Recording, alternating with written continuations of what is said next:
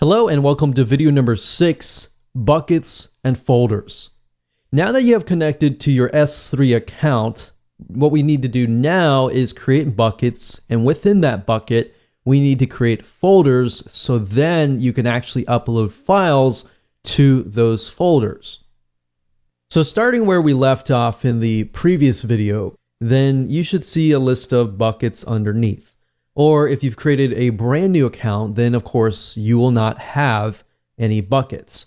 To create a buckets, it's very easy. And think of buckets kind of like either they are separate companies, separate departments.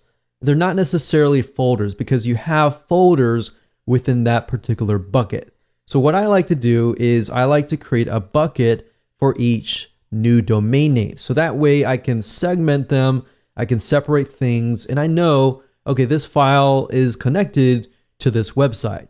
Now you can separate it however you wish and create as many buckets as you want, but I just wanted to kind of show you what we do.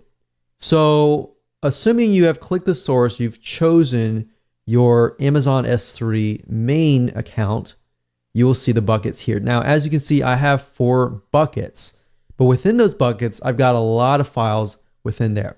Now, to create a bucket, it's easy. All you have to do is click on the blue square icon. Then what we do is we create a bucket name. And keep in mind that you want to name it using a naming convention so that you know what that bucket is. Now, the next thing is it's going to ask you for your bucket location, meaning are you going to upload the files to a server within a certain region like Singapore, Sydney, Australia, Tokyo, Seoul, Korea, Europe, or the US. Now, before you decide on choosing what bucket, I know most of people will choose a bucket that is closest to them. Instead, I recommend that you choose a bucket that is closer to the majority of your audience. So yes, if you're in the US and most of your audience is within the US, then choose that bucket. If you find that you're in Sydney, Australia, but most of your audience is within the US, then I recommend choosing that. Now, the next thing, it's going to ask you for storage class, but I would leave it at standard and I'll click OK. So now it's created the bucket. So we can see it is test domain DL. I'm going to double click that. And there we go. Now I can create folders, as you can see here. So I can click new folder.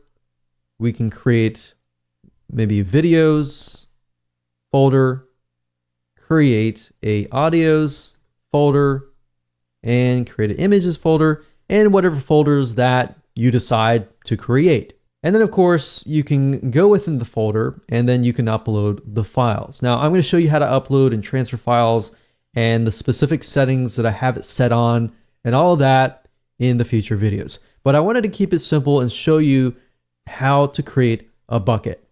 So you see, back in the day, you would have to log into the Amazon dashboard and create a bucket there. But now that you have the program, which is what I highly recommend that you do, now you can create all the buckets inside the program and you're good to go. So with that said, let's move on to the next video.